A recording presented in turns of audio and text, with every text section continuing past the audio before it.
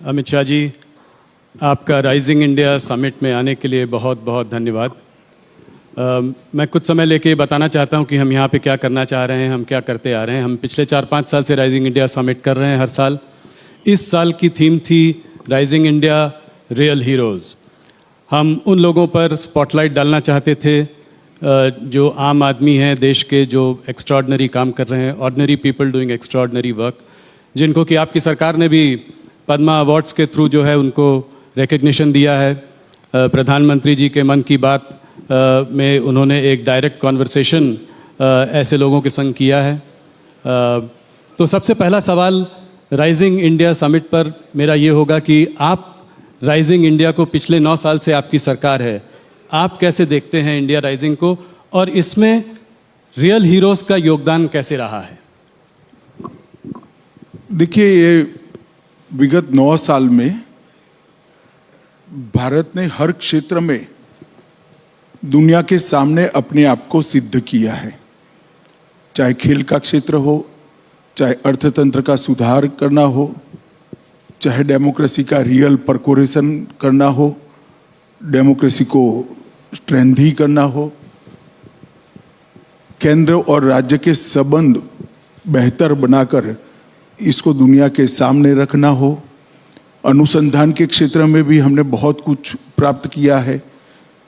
रक्षा और रक्षा की आत्मनिर्भरता, दोनों क्षेत्रों में शायद आज़ादी के बाद सबसे ज़्यादा किसी एक दशक में काम हुआ है, तो वो ये 10 साल के अंदर हुआ है। देश की आंतरिक सुरक्षा के क्षेत्र में भी कश्मीर, नॉर्थ ईस्ट और वामपंथी उग्रवाद, तीनों हॉटस्पॉट को करीब करीब एक प्रकार से इस पर संपूर्ण प्रभुत्व आज हमारी एजेंसियों का हमने प्रस्थापित कर पाए हैं। ढेर सारे क्षेत्रों में भारत ने बहुत अच्छा किया है और उसका साथ अर्थ में यश हर क्षेत्र में ग्राउंड पर परफॉर्म करने वाले सभी नागरिकों को जाता है। ये जरूर है कि ये तो पहले भी थे, परंतु व्यवस्था सुधरती है तब भी हौसले के साथ। जब रियल हीरोज आगे नहीं आते हैं तो ये परिणाम नहीं मिलता है। मुझे पूरा भरोसा है कि अब इस नींव पर मोदी जी ने जो हमारे सामने एक स्वप्न रखा है कि 2047 में जब देश की आज़ादी के 100 साल पूरे होंगे, तब विश्व में हर क्षेत्र के अंदर भारत नंबर 1 होगा, सर्वप्रथम होगा। इसको हम निश्चित ही सिद्ध कर पाएंगे। बहुत धन्यवाद आपका। सवालों का सिलसिला शुरू करता हूं। आपसे फिर कुछ महीनों बाद मुलाकात हो रही है और एक दिलचस्प समय पे मुलाकात हो रही है। चुनाव आ रहे हैं और सबसे बड़ा इस वक्त जो सबसे गर्म मुद्दा है वो है राहुल गांधी का मुद्दा। तो मेरा पहला सवाल होगा राहुल गांधी पर। सूरत के कोर्ट से उनका कन्विक्शन हुआ, 2 साल की सज़ा सुनाई गई और तुरंत ही वो डिसक्वालीफाई भी हो गए और आप लोगों ने जरा भी देर नहीं की उनको बेघर करने में। तो इसको आप कैसे देखते हैं? क्या आपको लगता है कि इससे एक सिंपैथी का माहौल भी बन सकता है राहुल गांधी जी के लिए? देखिए राहुल जी, अगर आपने ये पूरे कानून को और सुप्रीम कोर्ट के जजमेंट को जरा स्टडी किया होता तो आप मुझे सवाल ही नहीं पूछते। मगर खैर, अच्छा ही हुआ पूछ लिया, क्योंकि बहुत बड़ी भ्रांति फैलाने का प्रयास कांग्रेसी नेता कर रहे हैं। मैं आपकी चैनल के माध्यम से समग्र देश की जनता को रियलिटी बताना चाहता हूँ।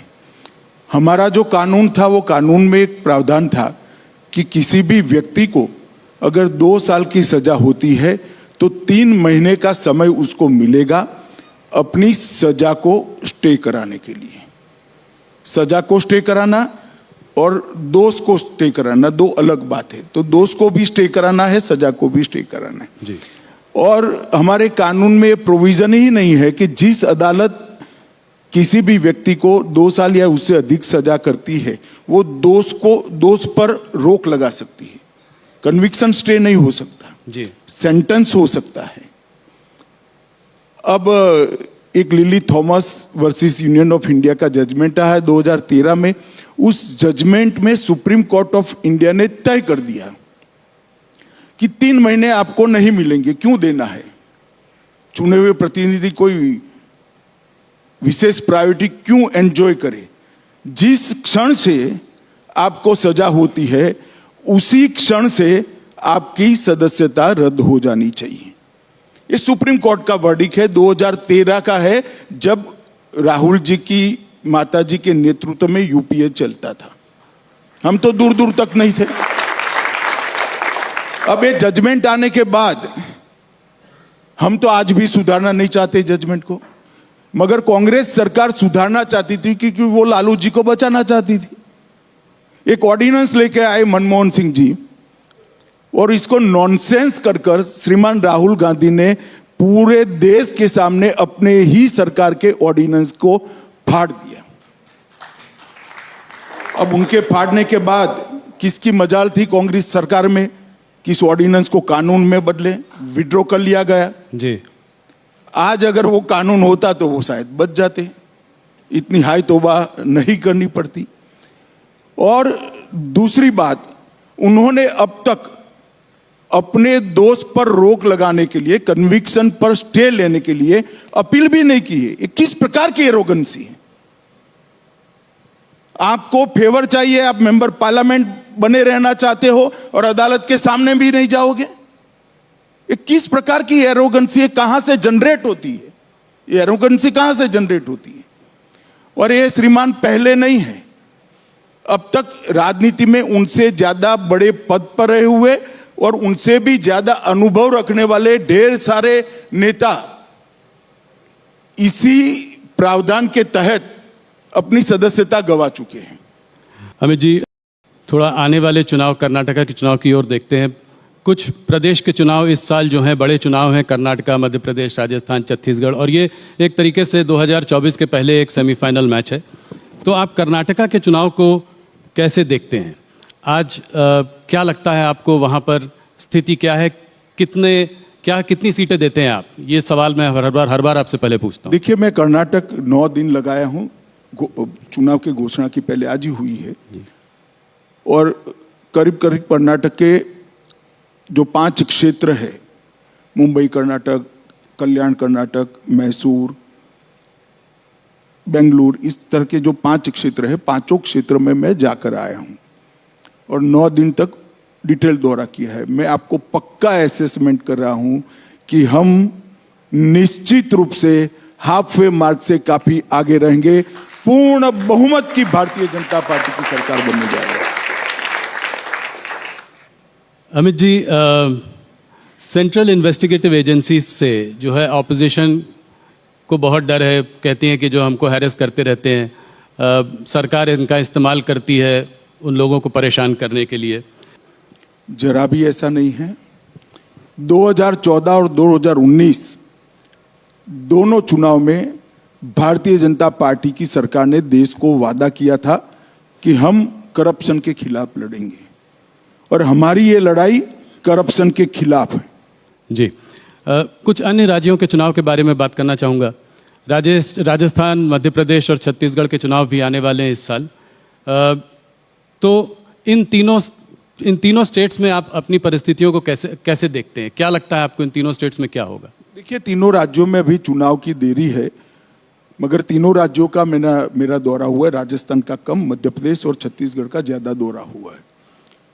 मैं इतना बताता हूं कि दोनों जगह पे कांग्रेस की सरकार की खिलाफ जबरदस्त रोष का माहौल मैं देखकर आया हूं, और मैं बहुत आशान्वित हूं कि मध्य प्रदेश और छत्तीसगढ़ दोनों जगह उलटफेर होने जा रहा है। और राजस्थान में तो शायद कांग्रेस भी मानती है कि अब हमारा नंबर नहीं लगने वाला है। अमित जी, मैं हर बार कोशिश करता हूं कि आपसे कुछ हल्के फुल्के सवाल पूछूं, पर उसका मुझे कोई जवाब नहीं मिलता। एक सवाल जाते जाते बताइए, आप रिलैक्स कैसे करते हैं? कभी छुट्टी लेते हैं, कभी कुछ? तो अभी आपके साथ बैठकर ही रिलैक्स हूं भैया। देखो भाई, मन में जो है वो करते रहो, अपने लक्ष्य के अनुरूप करते रहो, अपनी मान्यता के अनुरूप करते रहो, कभी थकान नहीं लगेगी। अपने मन से विपरीत करोगे, अपनी आइडियोलॉजी से विपरीत करोगे, अपनी मान्यता से विपरीत करोगे तो थकोगे। अगर कोई कॉम्प्रोमाइज करे बगैर अपनी मान्यता के अनुसार काम करते रहोगे तो थकान कभी नहीं लगेगी। और इसीलिए मुझे कभी नहीं लगती। मुझे पता है कि मुझे जवाब मिलेगा नहीं, पर मैंने फिर भी कोशिश की। अमित जी, आपका बहुत बहुत धन्यवाद। आप राइजिंग इंडिया में आए, आपने हमारे सारे सवालों का बहुत लंबे समय तक जवाब दिया, हमसे जुड़े। बहुत बहुत धन्यवाद। Ladies and gentleman, please give him a big hand. आपका भी बहुत बहुत धन्यवाद।